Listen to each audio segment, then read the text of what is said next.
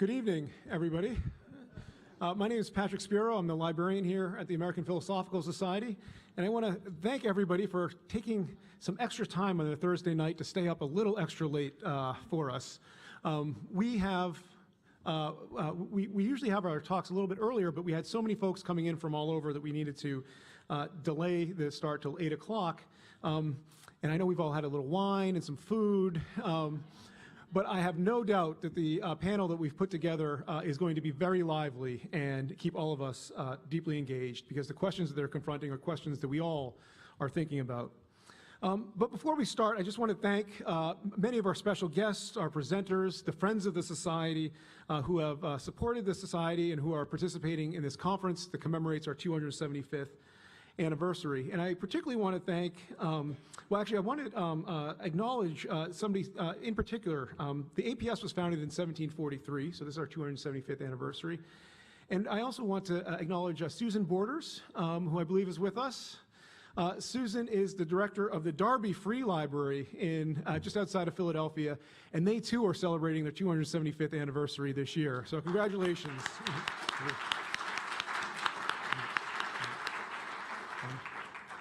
I also really want to thank two organizations that have supported this conference even when it was just in the conception phase. That's the Association of Research Libraries and the Delmos Foundation, whose support is helping us organize and host everything that we're doing over the next 3 days. And quickly, I want to talk about why we're holding this conference. We were founded by Franklin in 1743, and the reason Franklin created the American Philosophical Society was to bring together people to share their ideas and to confront pressing issues that the society faced at that time.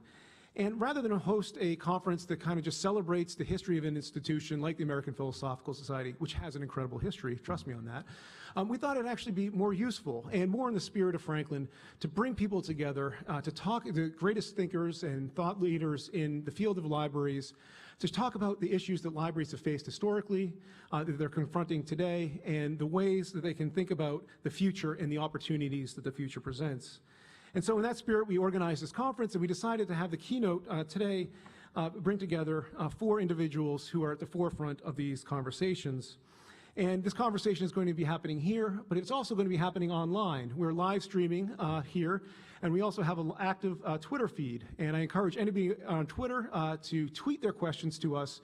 We really want to engage with those that aren't here physically. So if you are on Twitter and have a question, feel free to ask. We're going to be monitoring it throughout the session.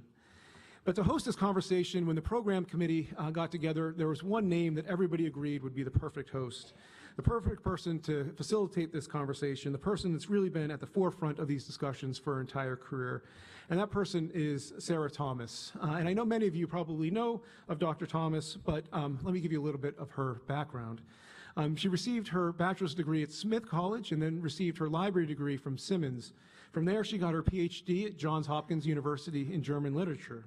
She's been the Carl Croak University Librarian of Cornell, the Bodley Librarian and Director of Bodleian Libraries at Oxford, and now, since 2013, the Vice President of University Libraries and the University Librarian of Harvard. Sarah is the recipient of numerous awards and distinctions, and the one that I really want to point out tonight is that she was elected to the American Philosophical Society in 2013, and she's been an active member of the Society.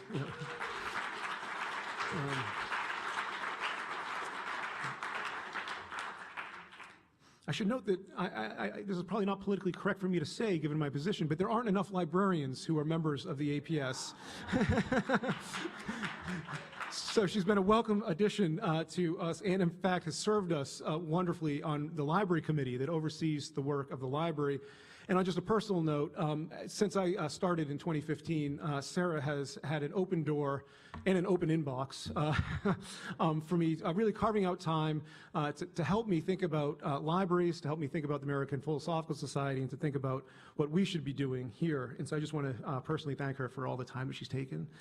So without any further ado, Sarah, do you want to introduce this keynote and the panelists?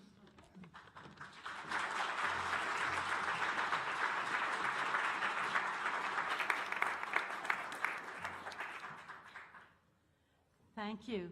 It's really wonderful to be here tonight. Oh, needs to come down? Is that better? Yes. All right, great. On the 275th anniversary, which is an opportunity for us to reflect on the values which led to the founding of the library and which has shaped its direction today. And I think we can all think about what has endured and what lies ahead that's important for APS. I think I can't see Patrick at all, right? Yeah, so Patrick gave me that very kind introduction.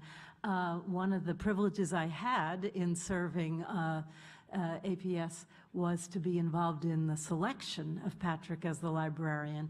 And as he comes to visit me in Cambridge off and on, I have most wonderful conversations, and I'm really inspired by his leadership and definitely see him as the future of libraries. Tonight's panel of very distinguished leaders in libraries and scholars will engage in a discussion that will explore the continuity with tradition and the disjuncture experienced by at least some people as we hurtle into the tomorrow that is our future. The format for tonight's event will be a series of questions which I hope, well, they will frame various issues, but what I would like to do is have us take a question in a round, then open it up, open that up for discussion from the audience.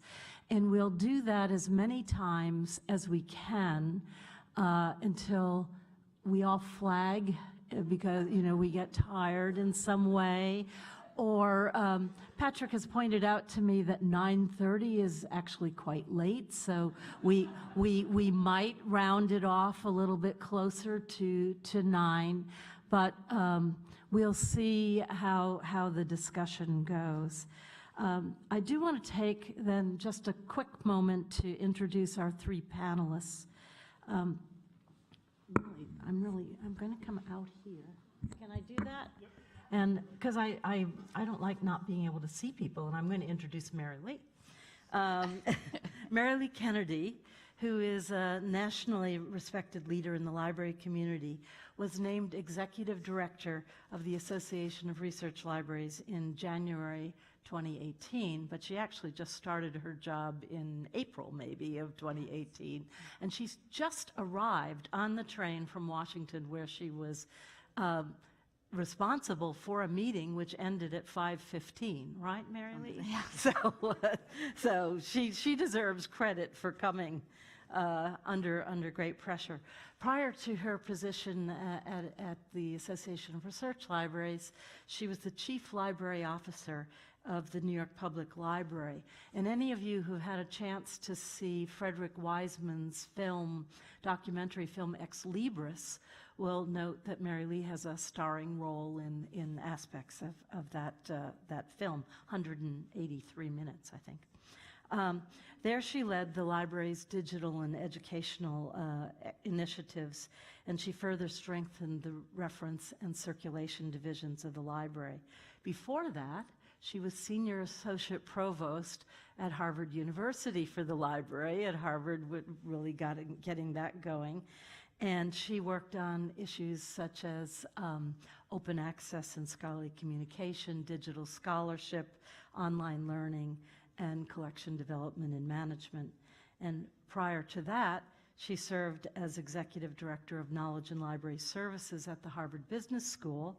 And before that, she was leading Microsoft's Knowledge Network Group.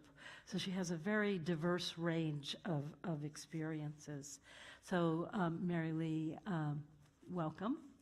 And the next person I would like to introduce to you, Mary Lee, would you like to come up sit on the stage? And maybe that's how we'll get ourselves up here. And Khalil is the next person I'd like to introduce, Khalil Muhammad, who is Professor of History, Race, and Public Policy at the Harvard Kennedy School, and the Suzanne Young Murray Professor at the Radcliffe Institute for Advanced Study. Or maybe that was last year?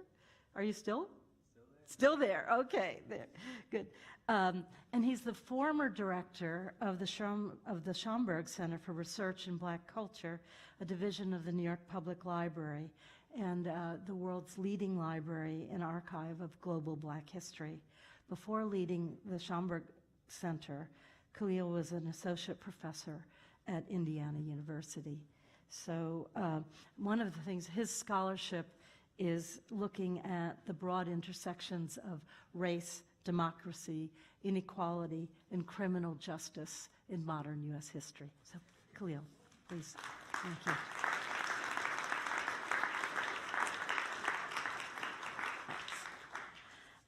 And the last person I'll be introducing to you is Michael Witmore, who is a Shakespearean, a scholar of rhetoric, a digital humanist, and director of the Folger Shakespeare Library in Washington, D.C. He's taught at Carnegie Mellon University and the University of Wisconsin-Madison. He's a pioneer in the use of computers for digital analysis of the texts of William Shakespeare, and he launched and directed the Working Group for Digital Inquiry at the University of Wisconsin-Madison and organized the Pittsburgh Consortium for Medieval and Renaissance Studies. So, welcome.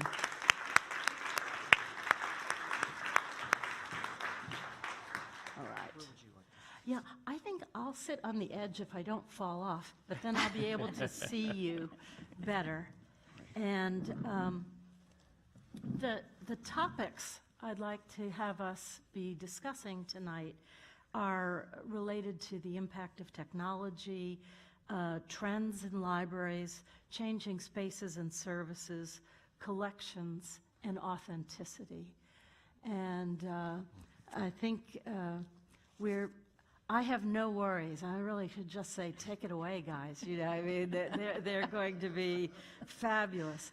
But to just sort of start out with an easy one, talking about what are the trends in our environment that are affecting cultural institutions today, and how are our libraries and services changing as a result of those trends? So I'd be happy to have anyone begin. Okay, I'll start. I've come from a week of reflecting with the research library community on the future of what we're going to do as an association, but also connecting on the areas that are of strategic importance to them. And three things really stood out for me as we prepared for that. And one was there's a deep question about the nature of humanity in these times, and how, where is the humanity in a revolution like the one we're in, and how does that change the nature in which we flourish as a society? And that does, I'm sort of coming off of a talk that President Drew Faust gave around this at the Kluge Prize, and it hit home because I think it is a profound question that we're all looking at, and how do we actually represent humanity, and therefore what is the role of the library in doing that? The second thing, because most of the research libraries that I represent, not all, but most are actually in universities. Universities are dealing with, as you all know, significant questions around their value in terms of affordability, accessibility, and excellence, and whether it is only about getting a job, and I say only because we all need jobs, but is there something greater for us over time in that? And then what does that mean for a research library as it needs to align with those to ensure that we're able to support that, particularly with the interdependencies among disciplines, but also among partners and new types of partners. And then the third thing that I think has been around for a long time, but I think is changing at such a rapid rate that it's beginning to make some of us uncomfortable and others not even noticing it, which is also interesting, is just the speed at which change is occurring, the speed at which things move. One number of provosts today used was that what we're going to see in the next 25 years in higher education is similar to what we saw over the time of the early 1900s when we moved from making buggies into cars, so that it's decades, but for that type of change, or the change we're going to see, is going to occur much faster. Thank you.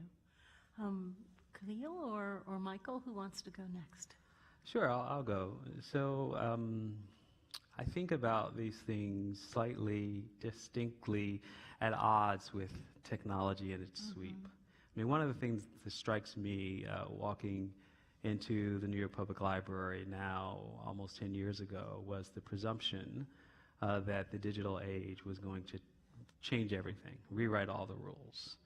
And as such, Mary Lee and I were there together. I was there a little before her, but we didn't need all these books. And that story's been well told. But I think in telling that story, one of the most striking aspects of this is that I'm still not sure that we've come to appreciate that there's something about these things that are going to stick around much longer than we might anticipate. And I think it's something about the broader culture of technology that is rewriting the rules about how we communicate with each other that really calls all of us to be more actively engaged in the sociality that has always been essential to what libraries do, against the ease with which we are supposed to do other things because of apps or technology. In other words, I think we're only being sold an idea because of the bullhorn that technology has. But most of us know from the work that we do every day that it still requires people to create categories of knowledge. It requires people to translate the value of the thing to other people who are curious or interested. And to take a page from the American Academy Report in 2013, The Heart of the Matter, which was a broad, sweeping analysis of the looming threats to the humanities at the time, mostly about federal budget cuts, and some evidence that universities themselves were divesting of funds towards libraries, was a call to action for librarians, for scholars and humanists in general, to quote unquote make a case for what it is they do. And so I'd like to think that that hasn't changed. What has changed is that we haven't figured out how to make that case most effectively. And the degree to which we think making that case depends on technology, I would argue, and Michael will talk at greater length about this, is a both and. Yes, it does, but that's not the whole story. And to me, one way to think about this is that whatever information we have access to that is much more easily obtained here starts in buildings and places like this. Definitely. Textbooks don't get written, whether they show up in digital form in your children's inbox as a code and a password, but for the material that is sitting somewhere in buildings like this, and new materials that are coming into those buildings. So of course, digital born poses other kinds of challenges, but we still need people to go through that stuff. And then the simplest aspect of the kind of drag, so to speak, because I'm really talking about drags on technological change in libraries, is the cost of doing business. It's just not very affordable. And it's not clear that it'll be affordable anytime soon. And so I just want to sort of put that in as somewhat of a counter-narrative, because I think while those opportunities and challenges are there, or we might say threats to some degree, they are not in the same way that many people thought they were. And I don't think we've had a reconciliation with the slower pace of change. Yes, the world is changing. And yes, business is changing things, but I think libraries will continue, particularly research libraries, will continue to do things, shall we say, much more along the old-fashioned way than probably is true in our working lives. Yeah. Well, now I have to follow the two of you. You've got a poll. I do. I think we'll probably talk more about the issues with technology, but just to back out and reflect on what you've said, The decline in the humanities, 40% declines in faculties at the two universities well, certainly Wisconsin, and in FTE, both FTEs and enrollments. I remember when I interviewed for the job that I now hold 7 years ago, having been summoned to Washington to talk to 8 people at a very long boardroom table. They said, well, why is it important for a research scholar to come and work in a library? And it's a very good question. And what I said was, I think there are 2 problems that we need to address. One is that it's not really obvious now what the value of the humanities is, and we need to articulate that. And second, the pace of technological change is going to force us to make some important decisions about how we deploy our resources. And I do think those are 2 overriding questions, and we're all thinking about them. And the third is really the range of address that we now expect of cultural institutions. We talk about inclusivity, but inclusivity really has to be built into our collections and our ways of interpreting them. And when someone arrives at an institution that's made of marble and sits 15 feet off the ground like mine, we really need to break a sweat to say to people, yeah, you belong here, and there's things here for you to learn and do. And I think that that's a change in posture for libraries, and it's an important one. So I know we'll talk more about it, but I think those are 3 really deep areas that we're all engaged in thinking about. Yeah. So I think we will see threaded throughout these discussions the impact of technology on libraries. It's already been alluded to in terms of the pace of change, the cost of doing things, and the issues in terms of outreach, for example, something like that. So I think maybe we won't spend time talking about that specifically right now, but I want to go into one more question and have our little warm-up here while we're talking about that, and then you can be prepared, and the people on the web can be prepared to engage in the discussion and say, either ask us questions or in fact open this up to a sort of seminar table-like discussion. So you mentioned the collections, for example, in relationship to we're trying to be inclusive, but suppose your collection is elite, right? Or how do you get into it from different perspectives? So libraries have been ranked by the size of their collections. They're associated with collections. If you ask someone what a library is, they will very often begin with the books and the materials that are in the library. What is the future with regard to collections in any shape or form? Can I start back? Sure, of course. And kind of work around? Well, I know I'm expected to talk about digital things, and I will, but I would like to start with the physical. I think it matters that we have objects that testify to unique experiences, and that in some cases are the only testament to those experiences. And anyone who works in a library has to think about, libraries exist because of the possibility that we could lose it all.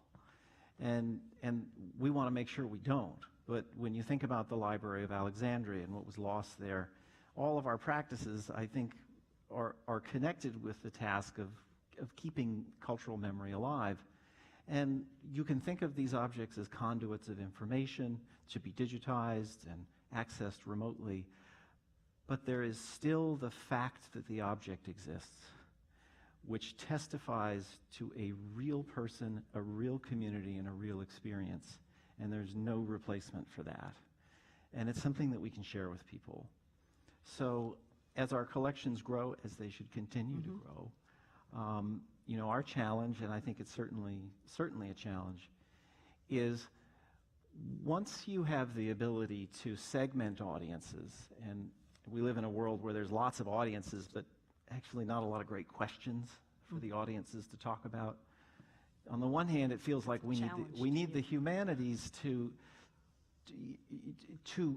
somehow support the gatherings of people that segment themselves out on digital media and platforms, because there's no sense in getting together unless you have something to talk about. And the humanities are there to help people figure out how to start conversations and be a part of it, knowing that there are many other people who have thought about these questions. And on the other hand, in terms of collections, figuring out what could be adjacent to your collection. In our case, Shakespeare. Well, we think Shakespeare and, that's Shakespeare and August Wilson. It's Shakespeare and Jane Austen.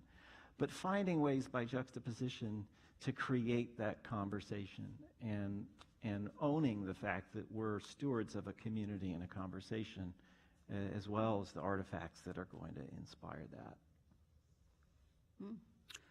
Yeah, so thinking about collections, I mean, one of the things I think is a underappreciated aspect of why, I won't repeat what you said about the real McCoy, but I do think that stewards of collections tend to accept as a modus operandi a defense of the voice that is inherent in those collections.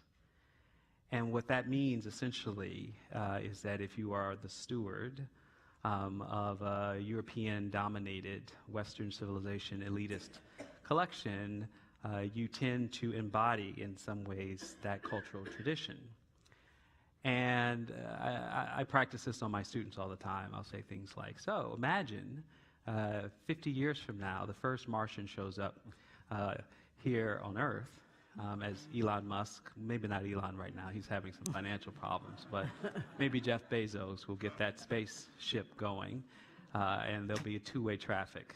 So the first Martian shows up, and so it's 2050, and the nation is majority brown, and they go into libraries such as APS, they go to Harvard, they stop by the New York Public Library, they hadn't heard about the Schomburg, and they're trying to figure out, like, who are these people on these walls relative to everybody else? And so I think another opportunity with collections is to be less committed to the voice of the past and more interested in how that past rubs up against many futures, many presents, because that's what animates historical writing. That's what the scholars do. But the librarians and archivists don't always do that. And Schomburg archivists are guilty as charged as well. It's not just in collections of white people. So I think that being more honest about whether the collections have kept up with the times is one way to begin to reinterpret those collections, to draw in communities who feel alienated by those voices, and to begin to, in a sense, bring the scholarship back into the social space of the research library, because we all know that all sorts of amazing work gets done uncovering the hidden lives of, probably the most read in this space would be Jill Lepore's work on Jane Franklin. So we know that those counter-narratives are wonderfully rich, but they usually exist out there. And we need to bring them into the space in a way that actually challenges the collections. I think people would find that wonderfully rich, and we could probably squeeze another 200 years out of that work. With you. All right. So I'll build on that, because I wholeheartedly agree that we are actually accountable, not only responsible, we are accountable to represent human knowledge. And one of the ways we do that is to provide space for a diversity of perspectives and experiences. And I actually think that we can be a role model for diversity, inclusion, equity, and accessibility. I think this is something that librarians in general hold very dear. Doesn't mean we always do it well, doesn't mean it isn't hard to do, but just that is something I know there's a big commitment to. So the collections, I think, are actually sort of the soul of that, right? I mean, the people are the soul, but the collections are the object of that representation. So I strongly believe there will always be collections of one form or another. I still think, although I definitely do think technology can do some good things, I've also seen some very, very negative things, consequences of that. But the point is that those collections themselves, that if you touch, so Khalil will remember this, because one of the first things I did was try to go around to all the libraries, and there were 92 of them, so there were a lot. But I remember him taking me into the rare book area of the Schomburg, and he showed me in pencil, by the way, of a slave woman from Boston. I believe it was from New England. She was from New England, and she had written this beautiful work that was actually never published, right? But for some wonderful reason, we were able to, as a New York Public Library, have that. And I remember saying, I'd like just to spend my whole life in here. And that's how I pretty much felt about all the special collections there. It was just because it is the human story, right? It is a human story, and the curators can tell it. They tell you not only the story that's in the art object itself, but they tell you the story behind the object, right? They can take you on a journey, and you can take yourself on a journey in a way that is really unique with these human creations. And I think libraries absolutely have a responsibility, but actually are accountable for that in our society, and we may be one of the few places left where that can actually happen. So I'm struck, I'm going to add a couple of comments. I'm struck by how diverse our perspectives are in some ways, because I was thinking of maybe a totally different answer to this question. But kind of riffing off what you were saying made me think, when I was at the Bodleian, we were a copyright library, and that meant that we received 2 copies of everything that was published in Britain. And but what I discovered was that the person who had my role in the 19th century had not thought much about women's literature. And so Jane Austen, why would you want Jane Austen? So that we had Milton, we had all sorts of records of great authors, but there were distinct holes in women's literature, which we were then plugging. So it was a good lesson, a very overt lesson, really, of how we are the captives of our experiences and our times, and it's very hard to think ahead and anticipate the kinds of issues that will be relevant in a time in the future. So then the second lesson, though, is it's not so, perhaps so tragic, because sometimes you have hidden in your collection the information that was not valued 100 or 200 or 300 years ago, but is highly relevant today. And at Harvard, for example, there is a historian who has been working for the university reviewing our archives and looking back at what was passed over in the future about the records of enslaved peoples who were part of the Harvard community. And so we are able to mine from those archives information which is quite startling to us today, but which was invisible, I think, to the men and women who preceded us. So that's another one.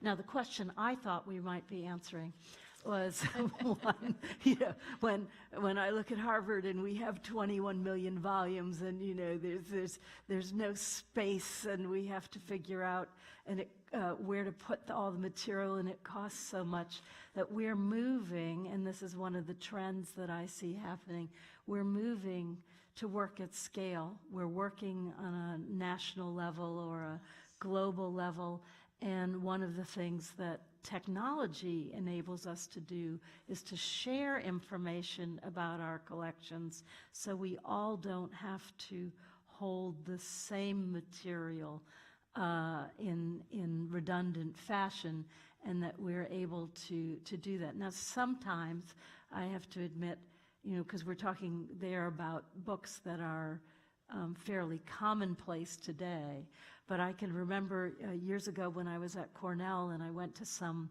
conference on digital books, and I came back and I rushed right down to the Commons and I went to the bookstores that sold early editions of things, and I thought, this will be my children's inheritance. I'm going to buy all these print copies because they're going to become extremely rare. So far, it hasn't materialized, but maybe I just wasn't astute enough about that. But just to say, then, we've talked about the special collections, the unique material, which is really valuable and continues to have value, whether it's digitized or whether you're looking at the original.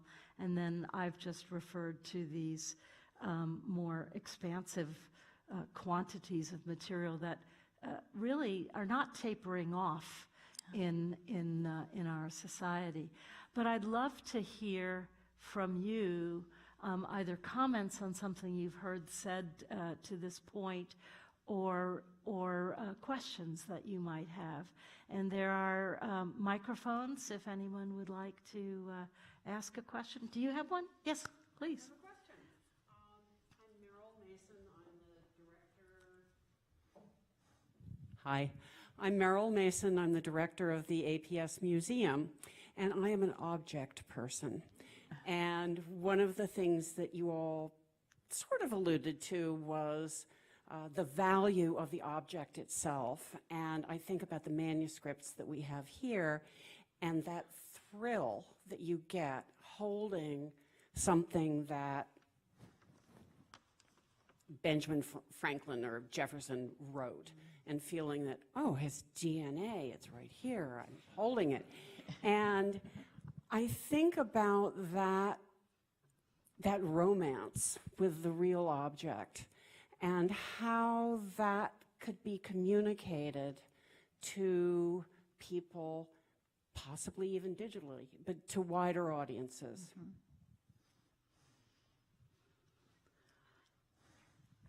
You're doing the digital. Yeah, exactly. So Now, I don't know how that works. I'm just going to keep talking about objects, I think. Well, two things. First, the value of the object is that it is your access strategy for people who aren't alive yet. So the reason why you do conservation and preservation is so that other people can see it.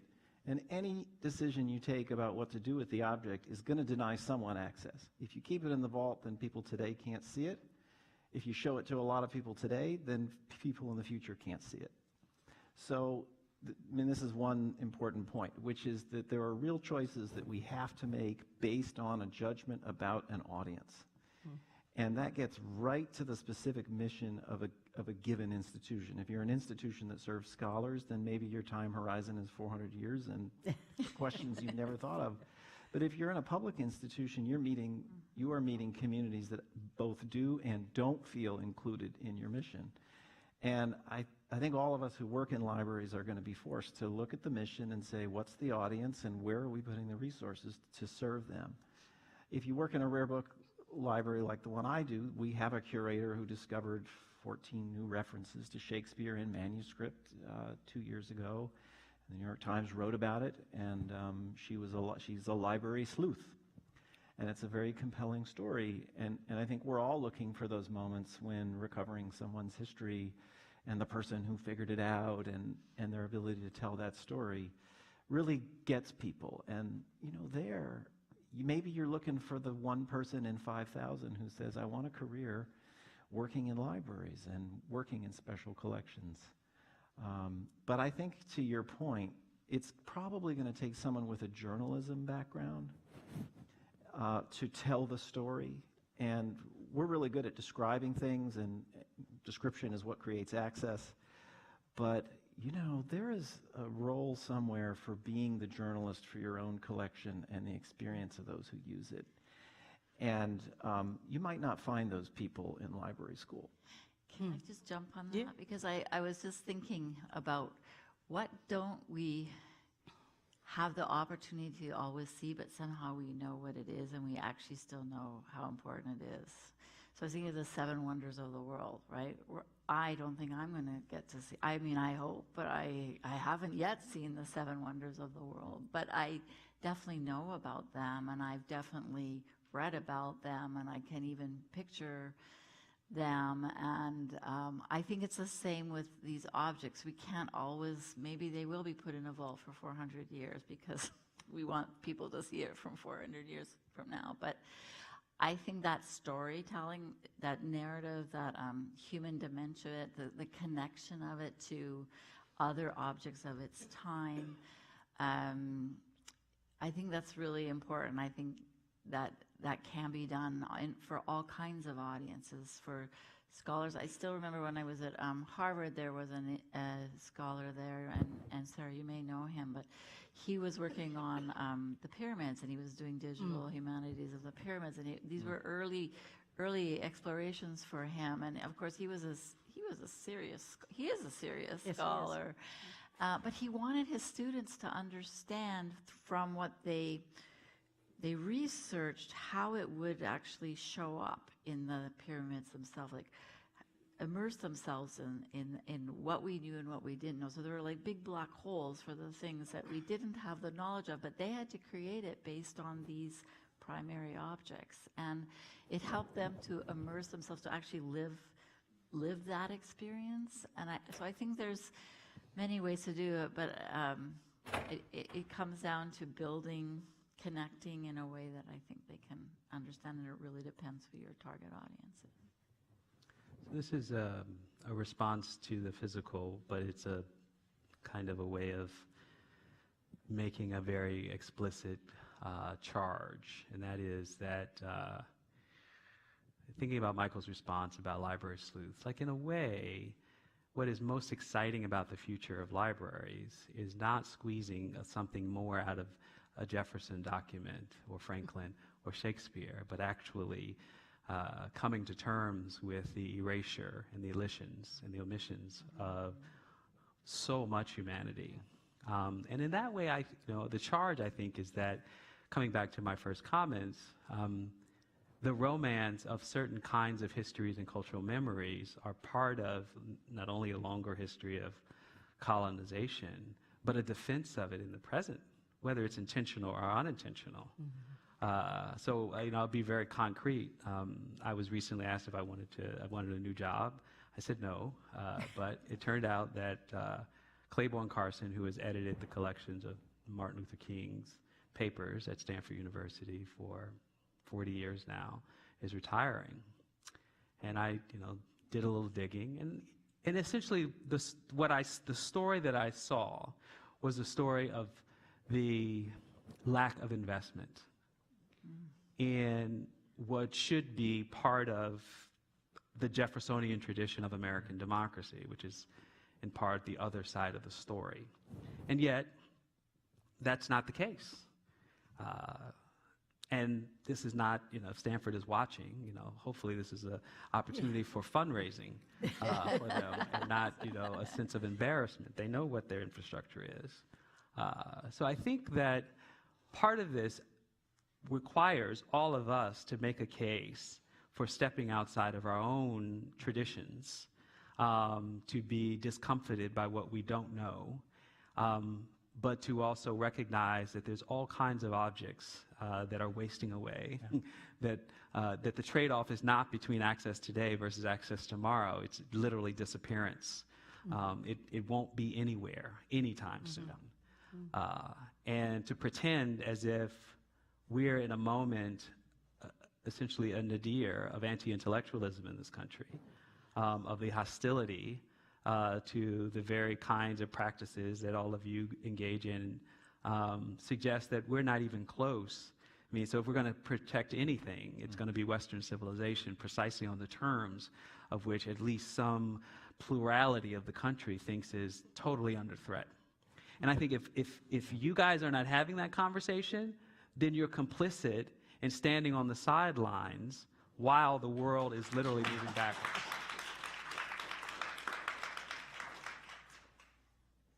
All right. Okay. There's a question in the back. Hi, I'm Oh, I'm up above? right here, right here. Oh, okay. Okay. I'm Gina Millsap. I'm actually a public library director from Topeka, Kansas, so I'm an interloper. So In what way? at least a minority here, a minority voice.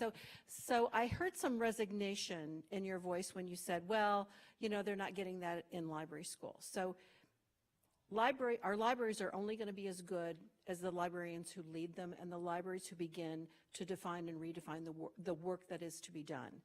So I ask you, what is it a librarian needs to be now and going into the future? What are the skills, the knowledge, the education for librarians? Well, I'm sure there are many answers to that, but two of them are a storyteller and a community builder. And those two are key to, you can have the objects, but if no one has a connection that's aiming toward the future, and by community I mean the growing circle of people who can participate in our humanity, those things seem crucial to me. Yeah. so I'm going to borrow a line from a colleague of mine. She used to be at Bates College. Her name is Crystal Williams. She's a poet, and she's now at BU. And she's basically doing diversity work, but her heart and love is in literary arts. And so she basically said that the problem that she sees in her diversity work across universities, inclusive of libraries, is that we haven't changed how we educate people to participate in these canons. I mean, I'm saying the same thing over and over again. So the solution to that, of course, is that, if you're on the teaching side of it, be brave, teach more. That's different. If you're on a faculty committee or search committee, hire other people who bring something entirely new that makes you afraid because you don't understand any of it. If you're a student, ask tough questions of the administration of who's missing, what's missing, why am I not learning this? And I think those are all things that each one of us has the power to do depending on the role we play in the institutions we work in. So when I think about this, I think that our mission really, I don't think it's going to change. I think our mission has been around for a long time, and we're going to continue to be the record of human knowledge that brings people together for discourse, and hopefully for a much broader discourse based on a much broader perspective of human record. But I think how we do this are the things that sort of we have to think about it. One is the lens that we bring, and I totally agree with Khalil on this, and I'm glad he's here to drive it home more. But the other thing is that we have to be courageous, because we are going to live in times that aren't always going to be in alignment with our mission. So we have to be courageous, not in a ignorant or naive way, but in a way that is smart at risk-taking, which means that's a little more, it's not so much of a charge as it is a thoughtfulness and a collaborative way of engaging with people who can influence the direction. And I think that we have to be much broader thinking, in sense that there was a time when all we had to think about was our local, and Sarah's noted this, I mean, it's a global world. It's a highly interconnected world. It's, and if we're a model for what we want it to be, then we can be the catalyst for the change that the world really needs. And so I don't have an easy answer, but those are my aspirations for our field. Balcony. I'm Judith Shapiro. I'm not a librarian. My mother was. And I remember at one point when she was head of the New York high school library system and tried to go tell it on the mountain on the reading list, and was told that Booker T. Washington was already on the reading list. But I want to go back to the Martian visit and the experience of those people coming from wherever. And in addition to getting them tickets for Hamilton, which will probably still be running at that time, I'm wondering how you see what a library or a librarian does that might be comparable if you think that's appropriate and of interest. Yeah.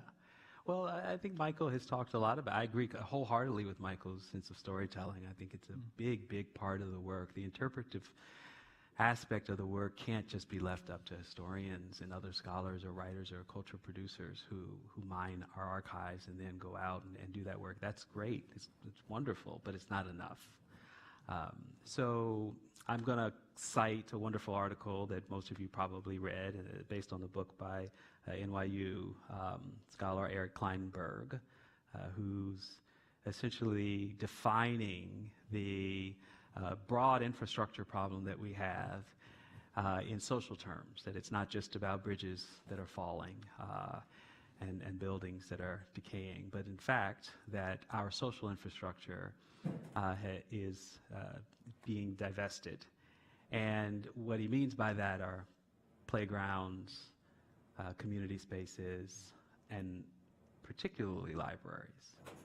So here, if we accept the argument that in the public space, the kind of library that your mother worked in, libraries are the last priority for political leadership. What we're seeing is, in some ways, somewhere along the pipeline from the collection itself to the scholarly production to the distribution or wider distribution of that knowledge, whether it takes the form of a play, a poem, or a textbook, or work, a monographic work. Somewhere along that food chain, the access is being cut off. The access is being starved because we'll never get the traffic in research libraries that show up in our public libraries, in these public spaces. And so we have to care about what goes on there too. And there need to be greater connections between what research libraries do on the front end and what public libraries and other general libraries of consumption and access do on the back end. You can tell my library technology is limited here, right? But nevertheless, for me, going from having been a library user as a researcher to running a leading archive, unmatched, in terms of its collections, it was always apparent to me that we were leaving so much on the table in terms of our capacity to demonstrate the value of this work, to create the kind of cultural communities that don't want to be scholars, but want to be storytellers, want to hear those stories, want to do that work. And so I just say, again, the charge is on us. You've got to do that work, and you've got to hire people who... Got to be part of your mission. It's got to be part of your mission. And if we can do that, then we can help push back. I mean, one quick anecdote. I got a call several years ago. I was then still director of Schomburg from a local library fundraiser. It was Friends of the West Orange Public Library. He called me up and said, "We're such big fans of yours. Can you come to a fundraiser? Bricks are falling off the building, and we can't get any public funds to address this need." And I had used that library as a graduate student since I was working at the time or living in the area. And Kleinenberg's work now, this is now 6 years later, is the story of what we've all borne witness to. So whatever we complain about in terms of our own capacity issues and staffing needs, it's even worse out there. And if that space dies, we will die with it. I would actually say, and this is a hope more than I'm not sure what it will be like when the Martian comes. But I am seeing, I do have a diversity of experience, and I am seeing more interaction among public and research libraries. I am seeing more interaction between museums and archives. There are over 30 university libraries that now are also responsible for their university presses. there are more universities now that also have other kinds of roles, because I think those institutions are beginning to see that you need to put it all together in order to create this access that Khalil is talking about. And I think my hope would be that we have actually advanced equity in terms of the knowledge of our humanity when that Martian lands, and whether it's in a facility of some kind, which I expect it will be, because not everybody will have access to everything. I think the disparity is still a human condition, not one that I wish it were, but it is. And but I think that it will be that record of human knowledge, but I hope that we'll have advanced it so that all of us can participate. Libraries could be the place where we learn to be that Martian today. That's a good point. Yeah. Because that's, I mean, Yeah. a legacy of white supremacy around collection building and the collections that we all work in is something that is more visible today. I mean, when the Folger was opened in 1932, the then librarian said to the President of the United States, this collection was given to the people of the United States to preserve the purity of Anglo-Saxon culture in an age of immigration, Oh, Wow. which is the language of white supremacy. definitely. And I'm glad you said it. and in See, this is modeling. thank you. He's turning green, even the Martian is. But libraries are places where you can have that insight and look at that. I looked at that speech in our collection and said, wow, that was a prophecy. And it was wrong.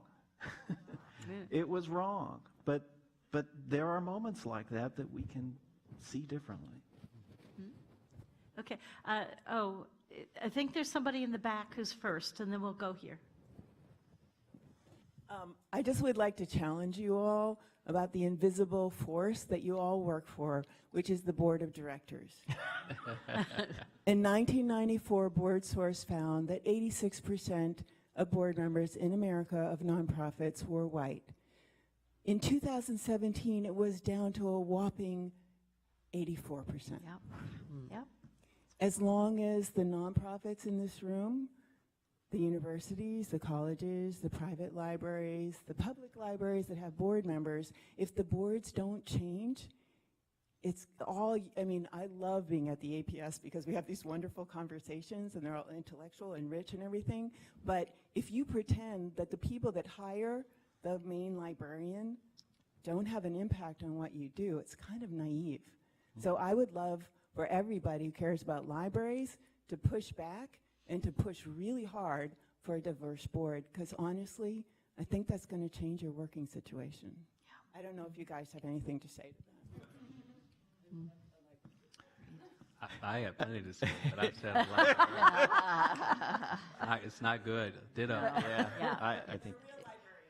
So just to add to that just quickly, is there was a study done of research libraries, so we have equally challenging percentage of people in a non-diverse workforce that we have got to change. Can I just say one little thing?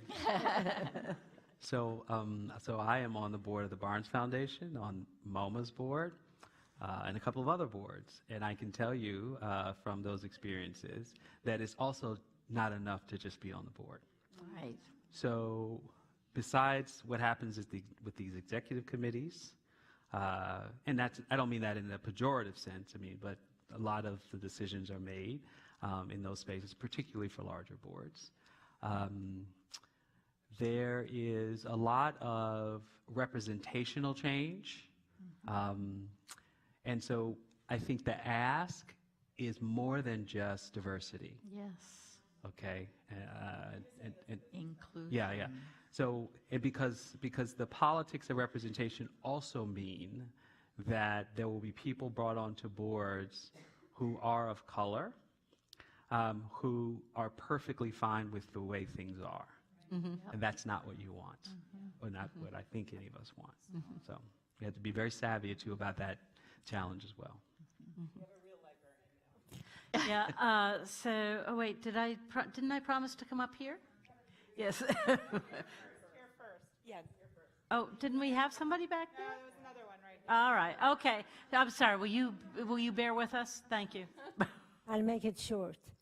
I'm a retired librarian, but I am a member of a public library who is really involved in the community, serving diversity, and they have everything almost. I'm just amazed.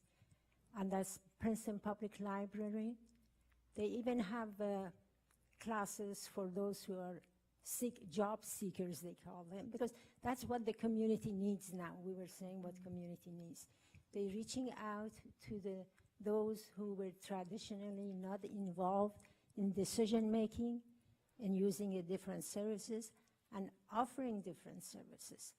I think there should be some kind of coordination, and I really highly recommend the public library get together with each other, and Princeton, I'm sure they will be more than willing, and see how they are using it. And I'm just amazed, and I'm not saying just because I'm living in that town, but it is really, it's useful. I am happy when I see that.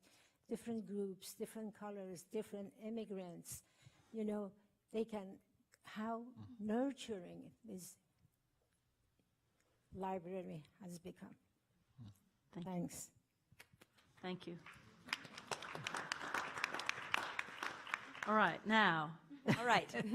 My question is at the intersection of the responsibility and the opportunity of this moment, and it touches on just about everything that has been talked about, and it relates to the really vast and increasing vastness of the digital collections that are available, but not available, and how it will be possible, acknowledging the cost of doing business, to tear down the kinds of paywalls and intellectual walls and other walls that keep what is increasingly available from actually being available. I think it would fill a current incredible void in our digital space and would bridge a gap between what we acknowledge perhaps only public libraries can do, but would make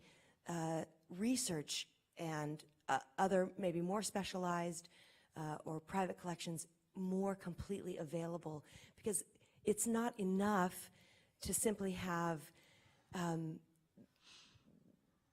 more material collected. You also have to have more eyes looking at it in order to see the stories, in order to see the narratives, in order to provide the rich counter-narratives that could be possible. So I'm asking collectively, how can that be done? I think it's one of the great challenges and great opportunities that exists for us right now.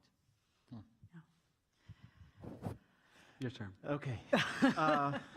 Well, I have two thoughts about that. One of them may not be that inspiring. There is real labor involved in, just as a for example, there's been a desire to create open source journals with peer review, and I've been part of those experiments. There is a place for paid expert labor in editing and creating knowledge. That is a very important job, and we need to figure out how to shoulder that cost collectively, because it's real labor and it matters.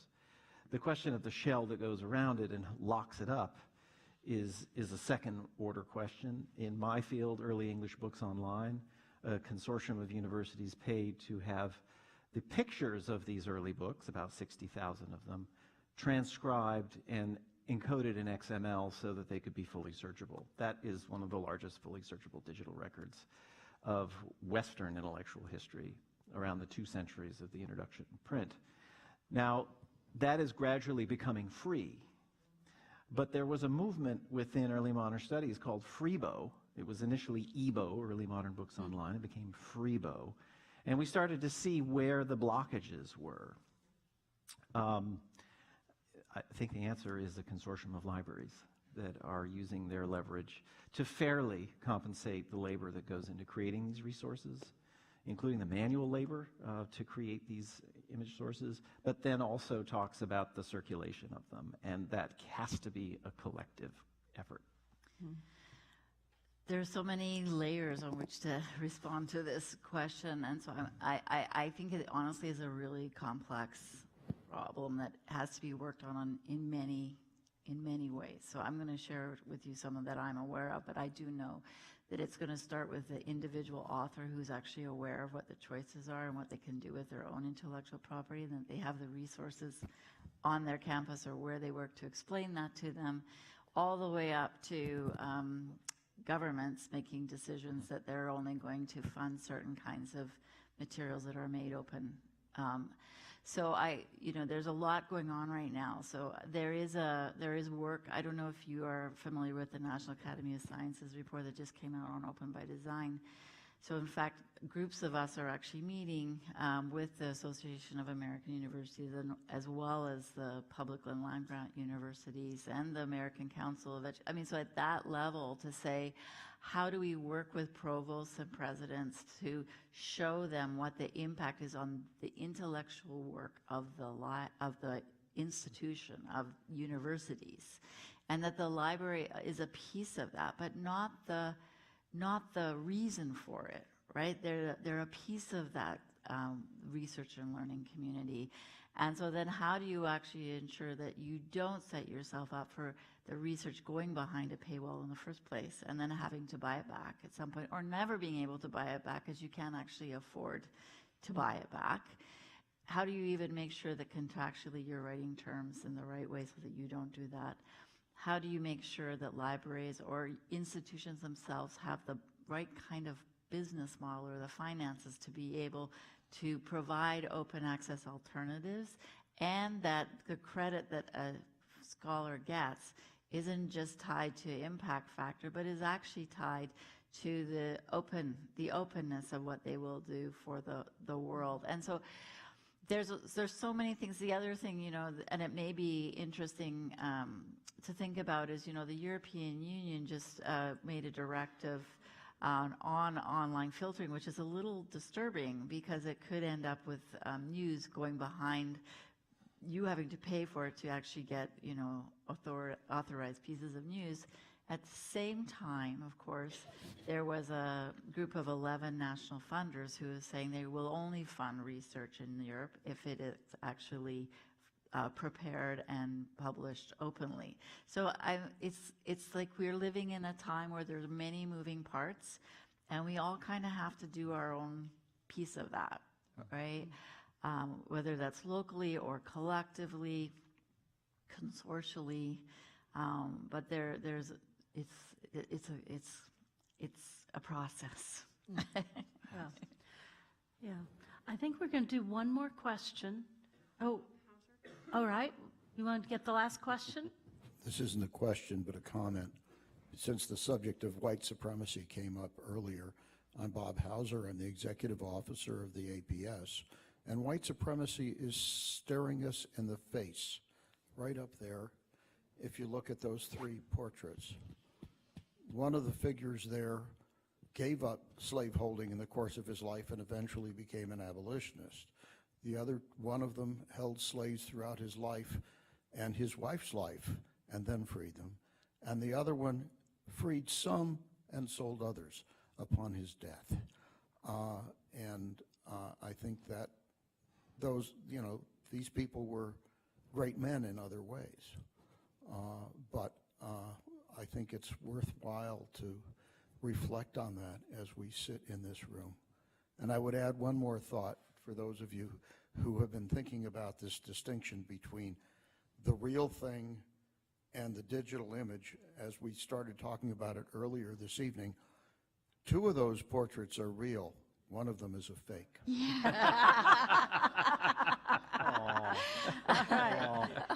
Well, so what you see here, is a very interesting closure to many layers here. I think in the discussion, I think that we could go on for quite a long time talking about these issues, and what I see is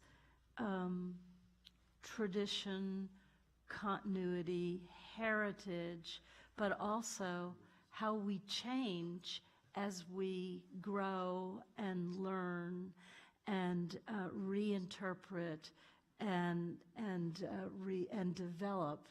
And I think that our, is there a place for a Martian there?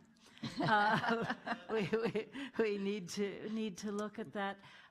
Something that We could put Richard Allen up. yeah, right. This is that Mary Lee, I think, was talking about courage and risk-taking. When Michael's talking about narratives, talking about what we lose rather than what we hold. All of these ideas are very important, very stimulating, and I think for me, as I'm kind of looking on 5 decades in librarianship, what is exciting about libraries and librarianship is that we have this continuous growth and development and change. At the same time, at the core of our being is this custodial nature where we are conserving so that things are not ephemeral, so that eventually one can tell the difference between truth and fake, possibly in some way, but then again, one could get involved in a whole hour or whole year of discussing what does it mean to be true and what does it mean to be false. And that comes into question, it seems to me, every moment of our lives these days. So I want to thank first my panel here for being so splendid. Mary Lee Kennedy, Neil Muhammad, Michael Witmore. And for you, the audience, who are really contributing to making this such a stimulating program. I know Patrick will want us to be here bright and early tomorrow morning, right? 9 o'clock in the morning. Thank you very much. Have a good evening. Thank you.